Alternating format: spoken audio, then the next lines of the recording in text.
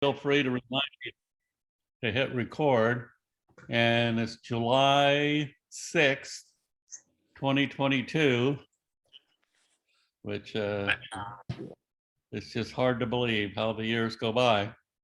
Yeah. So I'm going to keep an eye on the clock here.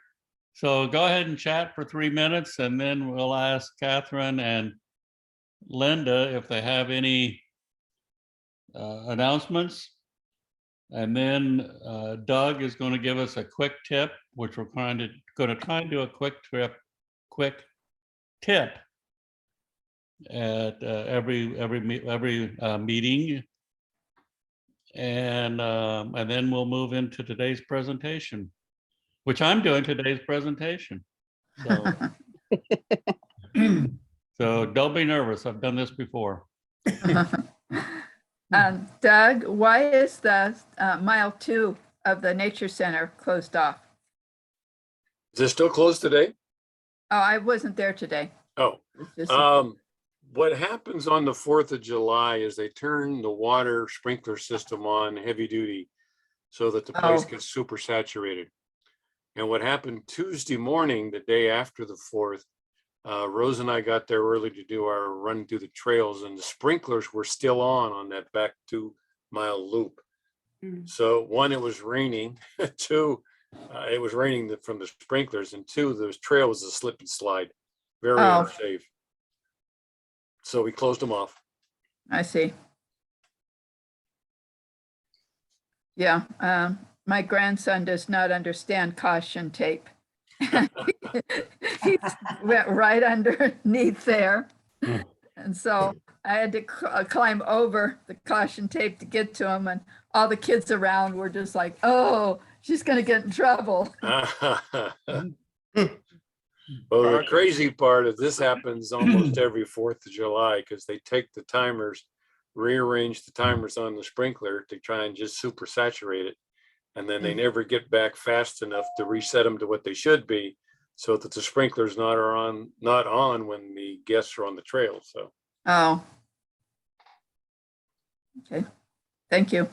but we actually had it identified and the trails closed before the 8 o'clock opening.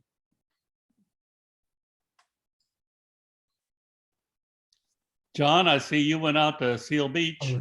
Yeah, we're so close. It's like a 5-minute drive. So yeah, walked around. Yeah, Yeah. I was going to ask you and Doug to do some preliminary scouting. Okay. And if I have I think it's next week, I have a VA appointment in the morning, so I can do, after my VA appointment, go check it out too. Yeah, well, good. Yeah, let me know when you're going to be there. And I'll Oh, come. okay. Yeah, Yeah, yeah. I think my appointment's at 9. It should be done by 10:30. So Yeah, I'll yeah. let you know. It's on a Tuesday, Mhm. the 12th. Is that next week, the 12th? Yes, it is. It is. Okay, Yeah. Mhm. let's move on here. It's 3:05. Let's go to announcements from Catherine. I and don't- Linda. I don't have any announcements at this time. I don't either. All right, Doug, do you need share screen? Yes, I do, sir. All right, you have it.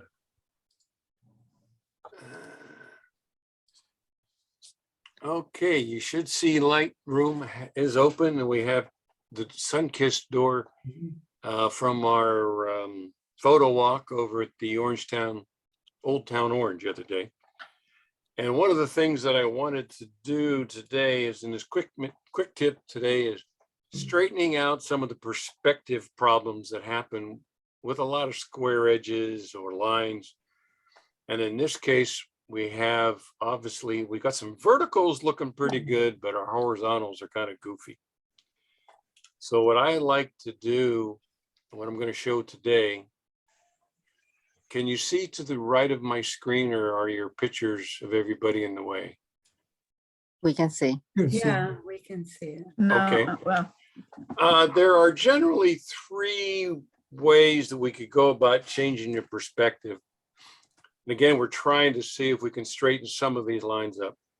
Probably one of the quickest and simplest ways And it works quite often if you see curvature in your horizon lines, and that's right here under lens corrections where it says enable profile. When you click that, you pick your camera and you pick your lens that you chose for that image. And generally it will try and straighten things out, but it may or may not work every time. So once we get beyond that, if that doesn't work, then we move up here to our crop overlay. And sometimes we can try and manipulate this to a point where we get it straight. But again, most often that does not work. One of the things I like to use the most is down here,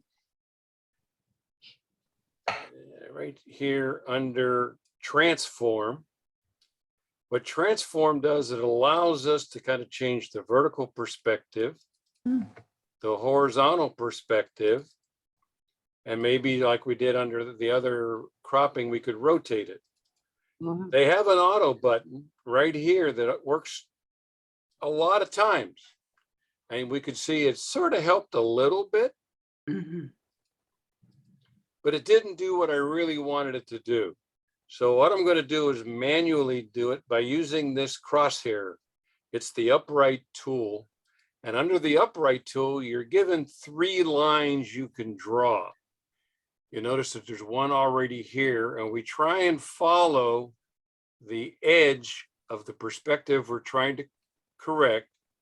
And let's say, for an example, we do a second one right here across the top of the door.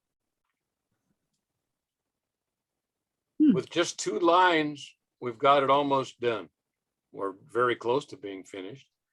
And if we need to try a little bit more, maybe up here for the 3rd line. Now you'll notice that we've got these blank spots right here. You can click this and it will automatically crop. Now I don't like the way it moved it over to the side. So what I'm going to do is take this line and delete it and go back to that. And I think if we look at the first image, we look at the corrected image, I think for me, it looks better on the second corrected image. At this point, we could go back, do our crop tool and maybe, whoops, undo. Come back. We can maybe better crop in to get the more desirable picture we want. But as far as the perspective and the straight edges, we've done a pretty good job. What causes this? Primarily, one of the causes, if we're holding the camera with a wide angle lens, you'll see it more often in a wide angle lens than with a regular lens. If you tilt the camera up, your lines are going to come to a point at the top. If you tilt the camera down, your lines are going to get wide at the bottom. If you turn sideways, then you're going to change the perspective on the sidelines. If you're standing as I was on the original image, way off to the side, trying to take this picture, that's really going to cause these lines to get out of cattywampus. And that's where you can correct them using the, under the, come on, up in the develop, up. I'm going longer than 2 minutes. Under the transform, use the upright tool and you can assign 1 or 2 or 3 lines to try and correct your perspective. Any questions? Doug, how did you get to transform? What came just before that? Okay, I'm in the develop mode. Yeah, right. And on the right-hand side, we start with the basic panel. We come Mhm. down through the color channels. We come down Right. to the details for sharpening and noise reduction. All Keep right. going down, we get to the lens correction where we enable the profile, Mhm. which helps sometimes, particularly with curves. And then right below that is the transform area. Yeah. And then just click on that button and assign at least 2 or 3 legs. If I put a 4th leg, it won't do anything on the 4th leg. Well, thank you very much, Doug. All right. That was a good, quick tip and a quick tip. Okay. I'm going to go into today's presentation, but before I start and share screen, which you won't be able to see then, I'm holding up a football. Oh no, wait a minute, this is a memory card. And so when you take pictures, you somehow have to get them into your computer so you can organize and process them. So today I'm going to go over the process that I use, or the method I use for importing my pictures. So you will see, can you all see my screen now? Yes. Okay, this is my Lightroom screen, and some of you don't use Lightroom, but the concepts that we're going to go over today apply to just about any type of organization. I think Larry uses Google. Some people use Picasso. You can do this with Elements, Photoshop. But the idea and concepts that you want are the same, because you want to keep your photos organized, and you want a system. You want to do it in a way that's almost like a religion, where you do it the same way every time. And that does a lot of things. It makes it easy for you to find your work, share your work, and avoids excess hard drive and duplications and all other issues. So I'm going to put the card into a reader. So that's step one, is to put the card into a reader. And so there we go. Is it in Lightroom? Now I'm going to be showing how you do this in Lightroom. And so what happens is the pictures that I shot these pictures this morning, and so these are here, and now I can have several options. I can copy them, or in this case, because I'm coming from a card, if I just hit copy, it's going to copy the NEF, which is what Nikon uses. What does Canon use as the suffix? Anybody? Sony? CR2. Okay. So, and when you do this, and a lot of people do it that way, just do copy. I always do copy as DNG, because that saves a little bit of space and you don't lose anything, although some people are afraid that they will. But so anyhow, you've got the card inserted and you're going to copy it. So then you go over to the right panel, and you have several options on build preview, and I don't care which one you use. That's entirely up to you. Build smart previews is another option. That enables you, if you ever lose your original file, it allows you to reconstruct an image based from the smart preview. If you want to make a second copy as a backup, you can select this and tell it where to put the second copy to. You could also add them to a collection. If you had a collection of flowers, for example, and all you shot was flowers that day, you could add it to that collection. Next is file renaming. Now, this is an important concept to understand, and where a lot of people get confused. Lightroom doesn't store anything. Lightroom doesn't contain any of your pictures. Lightroom is like a manager at a hotel. He assigns you a room and he puts you, then he's got a folder that says guests, and in those guests is Abraham Lincoln.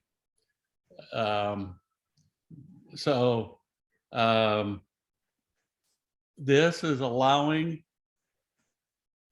Lightroom to rename your files and put them where you want them.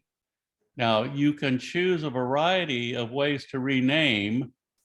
You can have a completely custom name, and there's several other options. I always use date and file name. Now, what this means is it's going to take the file, as you can see here, the file is srg 0526 DNG, and it's going to put the date in front of it.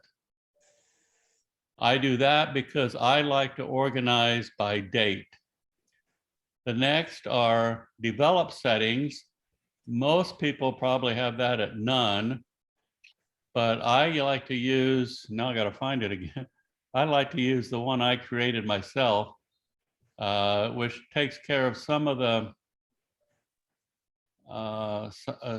settings, user presets. There we go. Okay. So this just makes some adjustments for processing ahead of time. And I make sure that my name is added to the metadata. And then under keywords, the only keyword I put on import is the year. So that's very useful. Like as near the end of the year, Linda's going to ask us, where are your best pictures from 2022? Well, I can use that keyword to just display all my 2022 pictures and go down from that. Now I'm going to organize them by date. And the date format is going to be like this: the year, and then the specific month and day. So the next thing I'm going to do is I have a folder, and you should have a folder. It can be on your main drive, external drive, anywhere, but it has to say pictures, in my case, Photo Warriors, whatever you want to call it. You always put your photos into this folder. And as you can see, then there are subfolders. There's a subfolder for 2010 and all the way up to 2022. Now at this point, it's recognizing that there are 34 images that were shot in 2022. And those 34 are going to go into a subfolder called 2022-07-06. Now I also have a second hard drive. I'm not putting them there, so I can double check. I want to double check to make sure that somehow I didn't accidentally click somewhere and send them to the wrong folder in my computer. And when I say these folders, these are the folders you create using Explorer or Finder on a Mac. And you're just allowing Lightroom to do the heavy lifting for you. So at this point, I can just tell it to go ahead and import those. And again, this is where people get confused. Import doesn't mean import to Lightroom. It means import to your hard drive to where you want it. And Lightroom is going to remember where that photo is. Okay, so I'll hit import. And the process will begin. So for today's lesson, I just went out about 6 o'clock this morning, walked around my house, and took a few pictures. So I'd have something. Now it's imported them all, and it's converting them to DNG. If you didn't do the copy to EMG, we'd be done now. But you would have I'd have NEF files and a Caboose file. This combines them and saves data space or hard drive space. So let's give it a second here to. Now what I do is at this point, I should have shot a couple pictures just to throw away. But I can do some elimination here, like, and I do this because I want to save hard drive space. Like, for example, as soon as they're all done with DNG, I'll do it.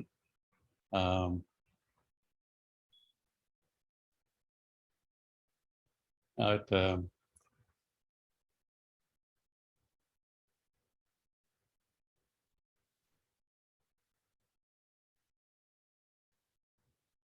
the way I do it now is, well, I can go ahead. I just hit the letter X and it's set as rejected.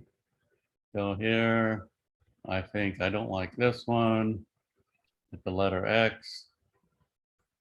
These are virtually identical, so why not get rid of one? Between these two, I like this one better. So I'll hit the letter X. Here's one where I kept this on purpose. I did, where it's out of focus, where I set the focus different than the subject. And somehow there's supposed to be a lesson in that. I can't remember what. Okay, this one's not any good.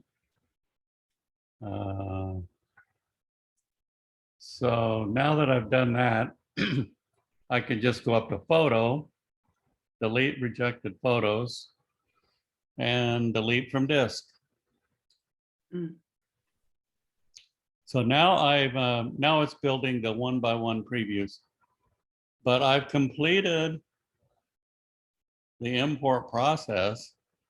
So before I move on from that, are there any questions or anything you want me to go over on importing your photos? Second ago, you said delete. Now, are they deleted from the computer and or is your drive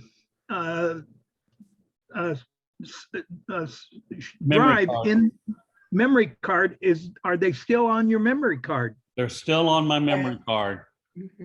So if I don't reformat my memory card and I take more pictures, those same ones I rejected are going to show up again. Okay, okay. Um, Thank you. some people use their memory cards for a lot of storage. I I reformat my cards every day. I'd like to keep them clean. And that's basically a personal preference, and I think it makes, in my opinion, makes for easier organization. Now, while it's doing that, if there's something else you can do, basically following the same concept, but let's say you have a folder where you have pictures, and they're not on a memory card, but you want Lightroom to know where they are. In this case, you hit import. I don't know whether it'll let me do that. Yeah, well, okay. Import, and here you select the source. Well, I created for today a folder on I have 2 external hard drives.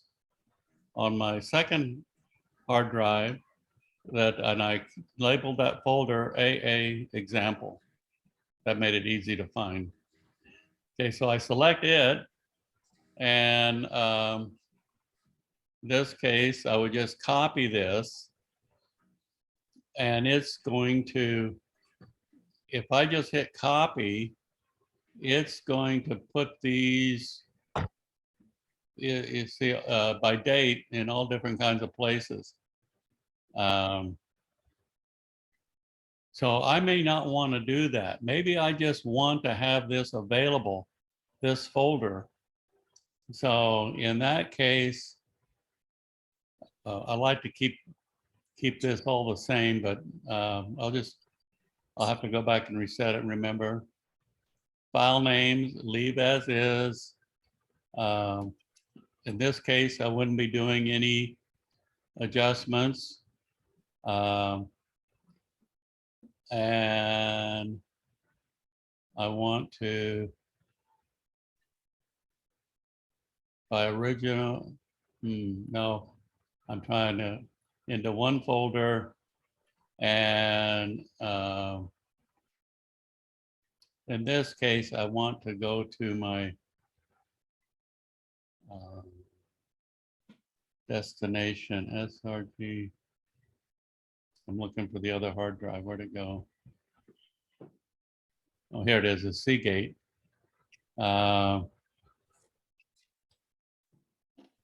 Okay.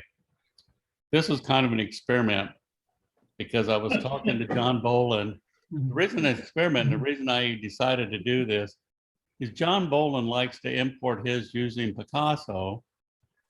And I said, well, you should be able to let Lightroom know where those photos are and get to them.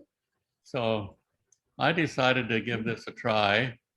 So it looks like it's almost done, and we'll see how successful we were. So then I would go over, if he, like in John's case, he's not been organizing with Lightroom. So he wouldn't have all this stuff. And here we go. It's already, that's available right there. And now I can do any processing or whatever. So if this, I'm not using Picasso on this computer, but if those pictures were in a Picasso folder, I now have access to process them through Lightroom. Oh, that's great. Okay. Yeah, I gotta try that. Well, are your pictures on the laptop? No, they're a desktop.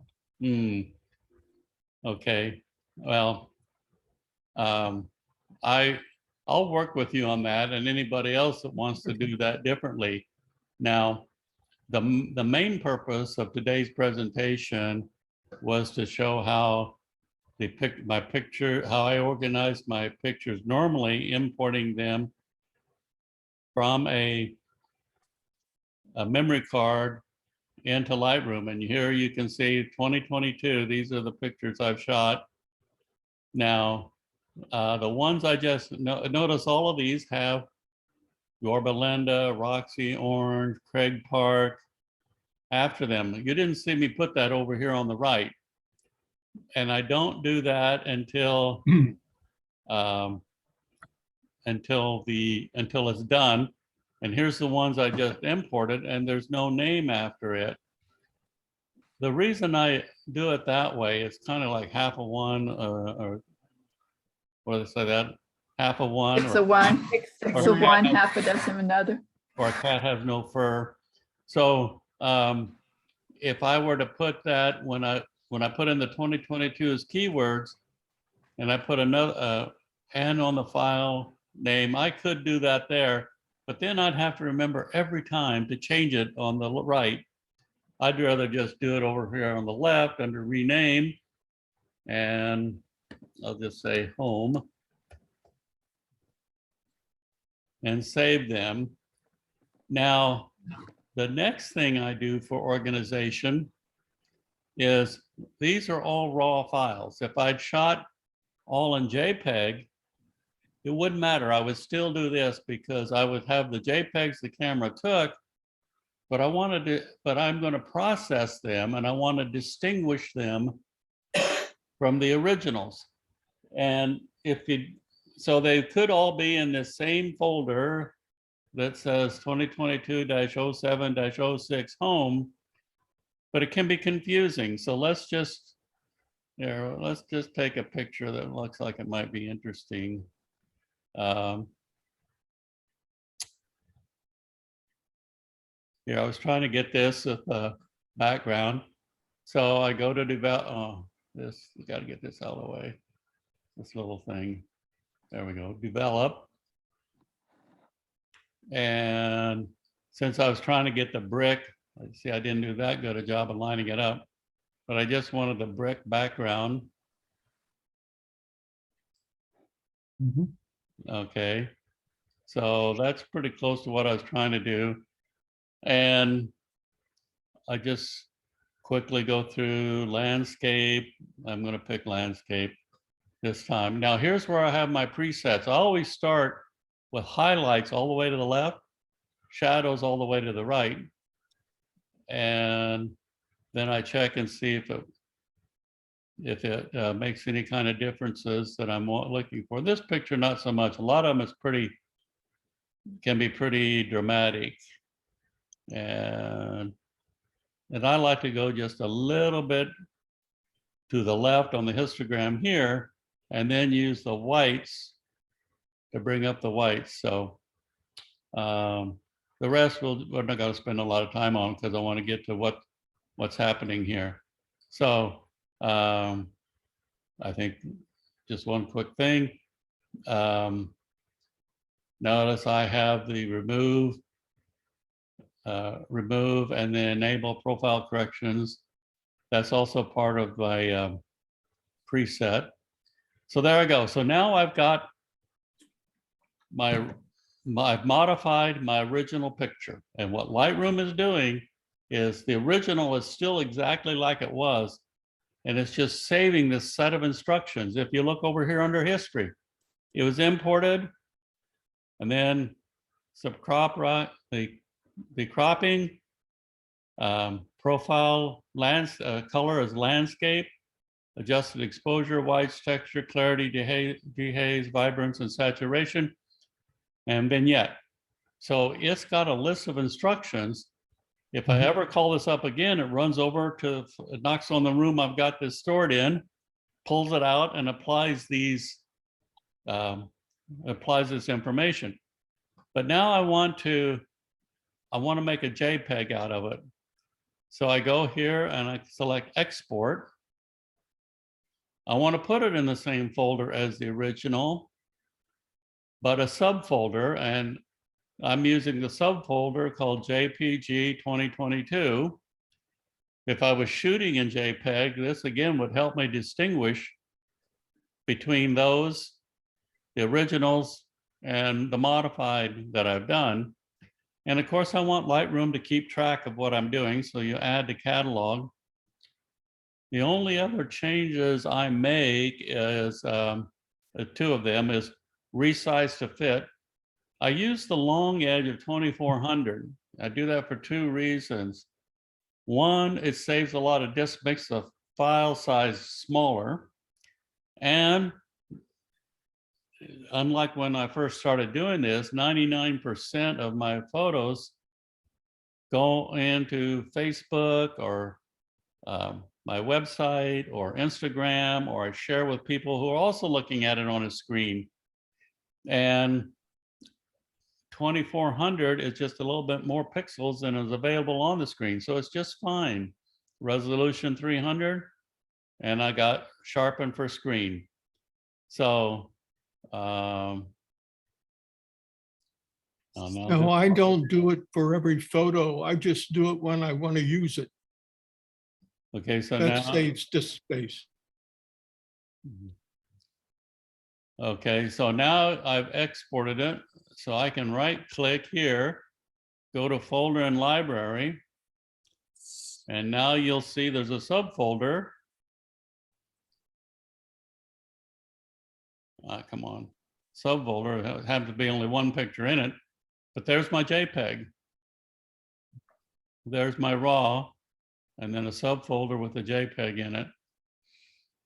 The reason I keep the RAW here and the JPEG below is if I had it the other way, then if I decided to modify or reprocess a picture, I've got to make it flow upstream rather than downstream. So this is, I'm not going to go any further with today's lesson, but I will entertain questions. And if anybody wants to see another example, speak up. I just have a comment relative to what John brought up before about the disk or memory card. Steve erases his all the time. I've chosen not to erase it and keep it as a record. So when I import or load it into my reader, it's reading every picture I have on that card. And a way that I deal with it is, Steve, would you mind clicking on the import on the left? Yeah. And then don't import duplicates, right? Right, but it's shaded out. Unfortunately, there's nothing there to import. But on the bottom left, where you see the grids, it says check all or uncheck all. Oh, yeah, I know what you're talking about.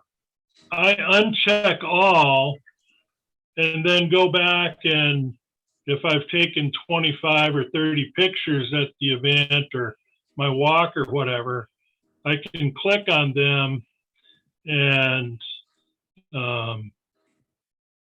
use the shift key. So when I uncheck all and then use my highlight one picture, scroll down to the end of the group of pictures, click on the shift key and the enter key, and it highlights them all. And then I just put a check mark in there and it check marks them all. And then I hit the import button. And all I get is those 25 pictures.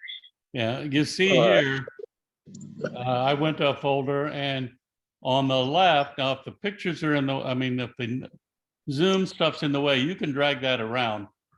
But if you were to click, don't import suspected duplicates, all those you've already processed will be grayed out like this, like this.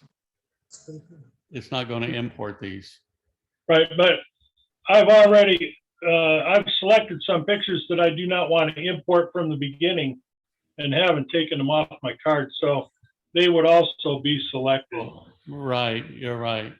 And this way, I just get everything from the day or 2 or 3 days that I'm shooting by manually selecting. Just a little idiosyncrasy. Well, that let you me can jump play in. around. This is Larry. I want to jump in there. Reason I don't format the card every time is I want to keep the number on the picture progressive indefinitely, at least for the first 10,000 pictures. What I do is import the pictures and then I delete them from the camera. Do not reformat. Then when I take another 100 or 200 pictures, the numbers are consecutive continuation numbers for the next 200. I'll delete after I import them, I'll delete them from the camera. Then I take another 500 pictures and the numbers are consistent. Because if I ever want to look for a picture, I can look at it by the number, and I don't want to have 20 or 30,000 pictures all with the same number one. So I can select a picture 1,245, and it'll give me just the ones that was, that number, and that's what I'm looking for. Because I don't reformat. If you reformat, you start the numbering system all over. Larry, if I can interrupt for just a second. Sure. What brand of camera are you using? I have a Nikon.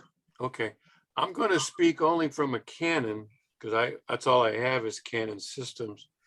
And in the camera setups, there is a setting just for what you're discussing. And that is when you reformat the card in the camera, you can choose to start the numerical sequence over again from 0, or you can continue from where it left off. I don't know about Nikon, Steve, and you Yes. may know How's that. that set In up in Canon, you Nikon? can. Nikon allows you to do the same thing. Oh, I'll look into that. And because here you see, let's go back to what year is this again? 2022. Here, if I go over here to my keywords, which makes it, I got to drag this out of the way. Okay. Library 2022. Now, if you look here on the left, why didn't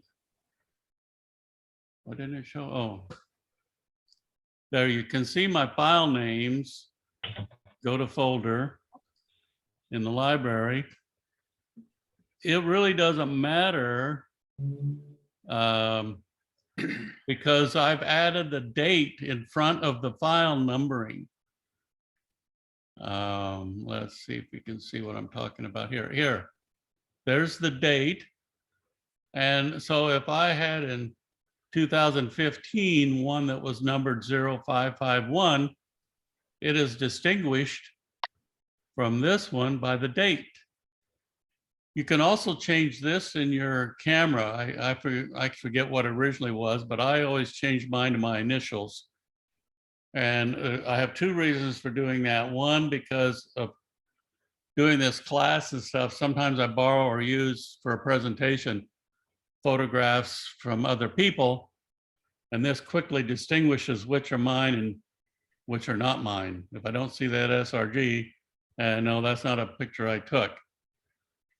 I'm not sure about in the Google, but here I assign, and I have a, here, this one here, I'm going to end up processing the rest of these, but as soon as I finish processing it, I go over here and I assign a keyword. It's already got 2022 and flowers. So now I can find it by the year, by plants, or by flower. And I could also have a keyword for location. Let me find, I took this in Yorba Linda.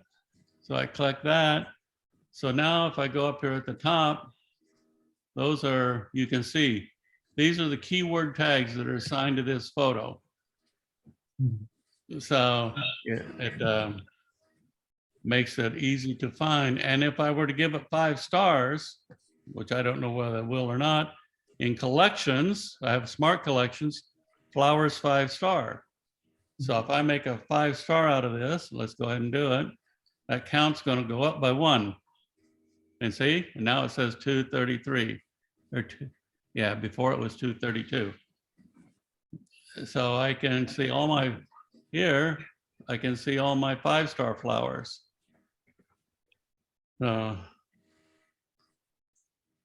Steve, I have a question on keywords. Yes. You put 2022 as a basic keyword, Yeah.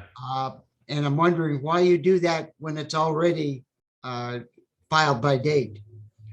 Because this is something I started doing recently. It's because if I want to see here, I didn't go back any further than 2021, but I want to just see the pictures I took in 2022. And here they are. And then I can go do some other sorting by camera or lenses. Let's say I want to find all the ones I took with my 50 millimeter. Well, now these are the 878 that I took of my 50 millimeter. So it's basically just a way of accounting. Like last year, somebody just asked me, how many pictures do you take? Well, I took 3,945 in 2021. That's not really accurate because probably half of the pictures I took, I deleted. So the count is probably half of the actual shutter counts, but that's okay. These are the ones that I kept. And now in 2022, I'm almost caught up with 2021 because we're getting out more. Yeah. And also with keywords, you can see here, you can nest keywords. These, I'm going to unnest all of these. So, and also all the raw files.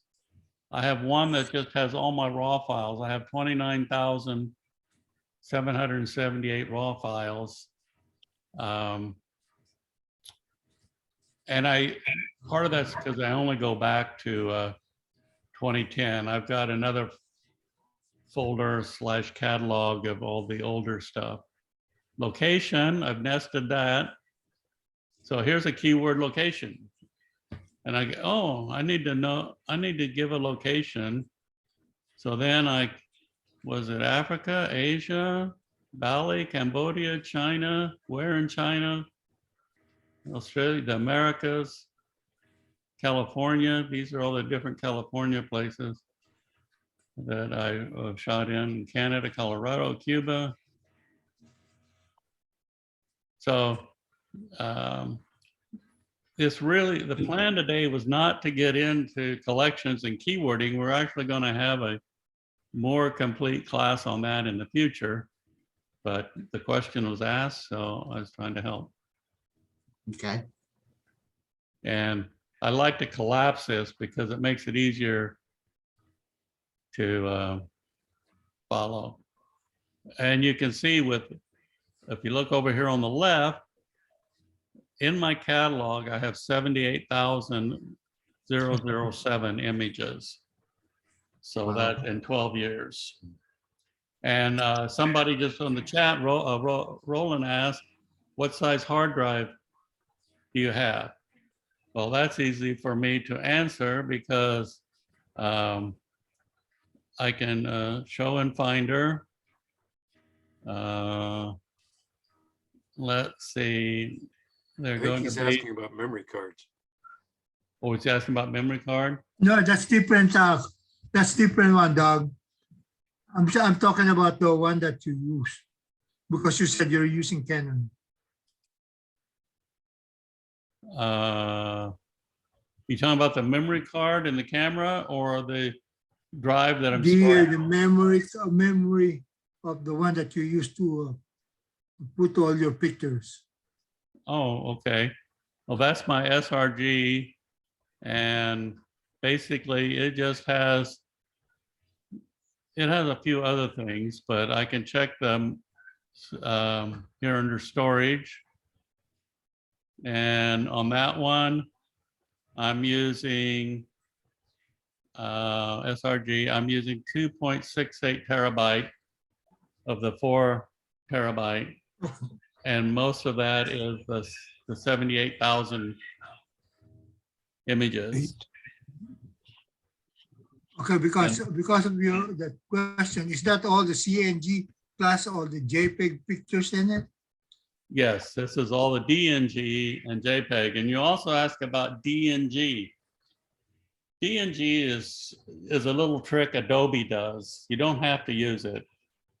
And it saves a little bit of memory space. So as you can see, I'm concerned about memory space. So I have the 8 terabyte backup, 4 terabyte, and the 1 terabyte. And it looks like you don't have any reason to be concerned. You got plenty of it. I do now. Over the first laptop that I had only had 500 megabyte hard drive. You can imagine that. That would have been 1991 or 92, 93 in that time frame. That quickly got filled up. So at this stage, having run out of hard space in the past, I now believe go big or go home. So at some point, My first computer memory was 5 kW. That was a hard drive, 5 kW. wow. Yeah, things Many years ago. Well, we're going to run out of time in the class. Okay. What? Any more questions? I think I'm good. I got what I need. Okay. Steve, this is a little bit irrelevant, but I noticed that picture of that succulent plant you had on the screen, you shot at 900 ISO. What would be the difference if you shot it at 200, 900, 1800? Where do you see the fall off in quality? That depends on how old the system is. If, Yeah, I know you got a hot new Nikon, yeah. yeah, let me go to, let me change this, all photographs. Well, if we're only seeing the 750. If I go back to my D80, my crop sensor one, Yeah, it really started to show at 1600, 16, okay. but that was 15 years ago. And Right. then I went from that to another crop sensor, and then to the D750s. And with the D750, it kind of depends on the subject and the light, but there were times I could go up to 10,000 ISO with it. And now with the Z9, let's take a look here. These are, let's pick one. We can see what the ISO is on it. Here, I'm at ISO 2500. Yeah. Let's see, these are outdoors. Oh, that's 20, oh, that's 220. So I think one of these is much higher. Yeah, this is ISO 7200. Mhm. So the newer cameras, like the one you just got, Mhm. I basically look at it as you don't really need to know what the ISO is. You don't have to worry about ISO. Especially if you're kind of careful with your settings. Mhm. So, and as a matter of fact, because of that, I've changed the way that I shoot. Here we're digressing again. I used to put it most of the time on aperture. Yeah, I'd put it on amateur priority, amateur priority, and then let the camera select the shutter speed, and I would select the ISO. Mhm. I could have also had it do both, but for the past about a year ago, I switched to I'm 99% certain you can do this with Canon and with your Sony. I put it on manual, Mhm. but then auto ISO. So now I go out to take pictures. I quickly select the aperture that I want and the shutter speed, and don't worry about where the ISO is. And then like, so for here this morning, what I was doing here is for a future class, we talked about, yeah, I shot this from 3 different sides. Mhm. Okay, that was a little experiment there. And let's see, this was at f8. I switched, one of them I did several at this, at different, I was playing with different apertures to see which would come out best. But I can't remember which ones now. We could see 4.5, 4.5, 6.3. But on one of these I thought I did several apertures. This is f4, f4, that wasn't it. So, but anyhow, oh, this wasn't, yeah, that wasn't today. That was a couple days ago that I was doing that with my wife's flower pictures. These are flowers that she had out for 4th of July.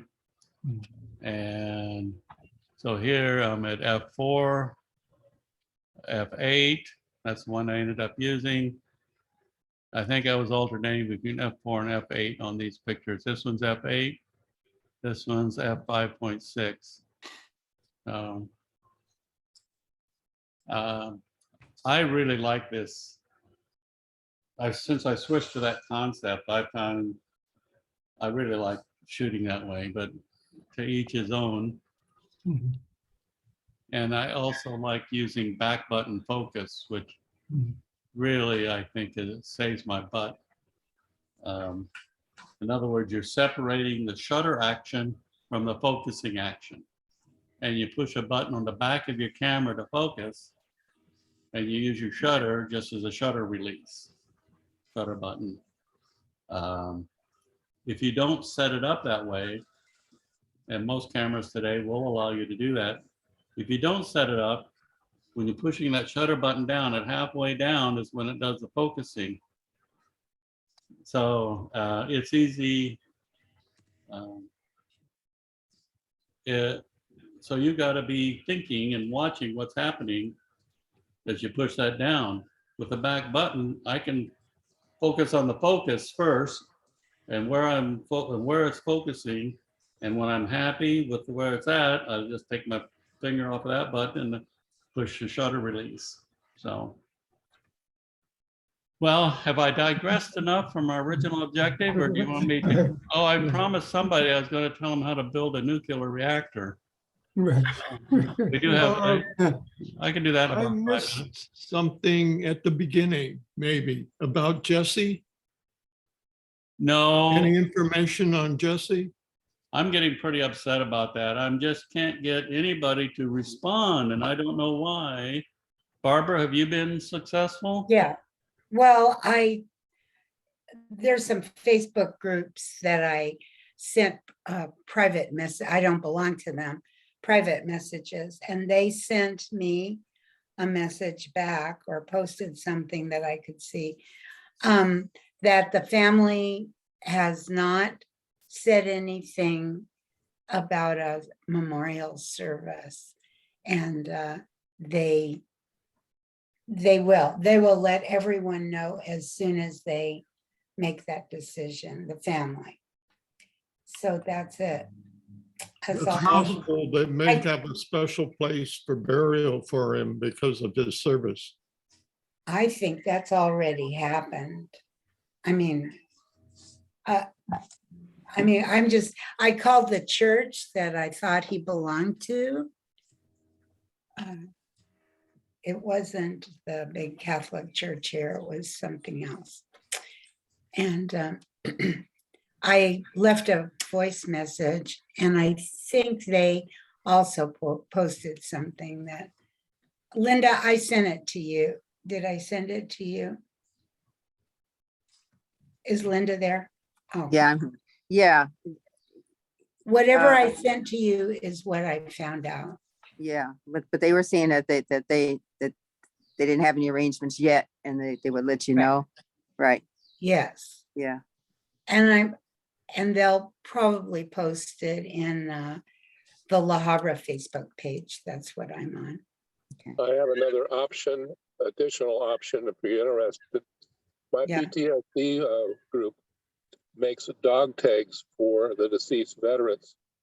And there's a tree in building 128 in the center courtyard that we hang these dog tags up. Oh, We can do that for any veteran we want, and make a dog tag, and then you can have our group meet there and hang the dog tag, and a ceremony of our own kind, with or without the relatives. And then we can recognize Jesse that way by having a dog tag made for him. Oh, wow. It hangs on the tree there in the center of building 128. okay. One quick question before we close. It's 4 o'clock. I just want everyone's honest, quick response. Did you find the information I presented today useful? Did you get anything out of it? What should we do different? I see some thumbs up. Okay, I say use your thumbs. If you put a thumb, okay. Absolutely One thing I useful. would like to add is I haven't done that for a long time. And maybe it's time for me to go back and see if there's any changes or updates I want to add to that list that you showed us. Okay, it's too bad Amy wasn't here. I picked her as my first victim on reorganizing. I almost fainted when I saw her desktop. So I spent a lot of time with her getting her reorganized and stuff, and now she's a believer. So hopefully you can help each other and learn from this. I don't mind working one-on-one with people, but I don't think I could handle all 17 of you working one-on-one. And of course, Doug knows more than me, so you, if he's available, you'll have to ask him. No, I don't know more than you. That's okay. Oh, that's right. You don't know how to build a nuclear reactor. So, I can explain it in 10,000 words and less, but I don't know how to do it. no, okay. All right, well, let's see. I think Kevin had something real fast, or, Oh, okay. Well, it wasn't real fast, but I was supposed to present our challenge this week, so Oh, What's I can do it the, next week. what is the We're challenge? here. Do it now. Yeah, Well, it's kind of lengthy. I put a lot of slides together. Oh, We're out of time. oh, well, how about Friday? What do, Friday, Yeah, you're no doing problem. Grand Cayman. Friday is Grand Cayman? Yes. Okay, well, how long? And I was doing a challenge on contrast. And I have a 20-minute or so presentation, but we can do it another time. Okay, Okay, and it looks like I'm I'll doing, reschedule you then. Yeah, it's all set. Just reschedule. Okay. Well, I will also, I'll review my Cayman presentation. I don't think it's gonna take an hour for the Cayman. And I can probably make it like 20 or 30 minutes, and then we could have yours. Would you be prepared to do it Friday if the time was available? Yeah, I'm prepared now for whatever day we select. Yeah. Okay, is that all right, Catherine, to do it Yeah. that way? Okay, That works. yeah. Because once I tell you how hot it was in Cayman Islands and the humidity, that'll be it. So Kevin's gonna do the presentation Friday. I'll give it a whirl. Yeah, I got some refrigerator repair people coming over, so that may intersect, but we'll see. Okay, I'll plan on it. all right, well, have a nice Thursday, everybody, and we will see you on Friday. And Jeff, I didn't give you a chance to explain yourself to everybody, but welcome. Thank you. And we'll kind of work in more about you as we go along. No worries. I'll be here. Okay, good. Thank you. Great. Fantastic. All right. Take care all. Bye. Bye. bye. Thank you. Oh, Bye. Larry, special thank you to Larry. He knows why. Oh, yeah? Oh, what did I do? He sent me something in the mail. Oh, Thanks, oh, Steve. yeah. Got there quickly. Very good. Yeah. Okay, bye. Okay. Bye, Rainey. Alan. Okay.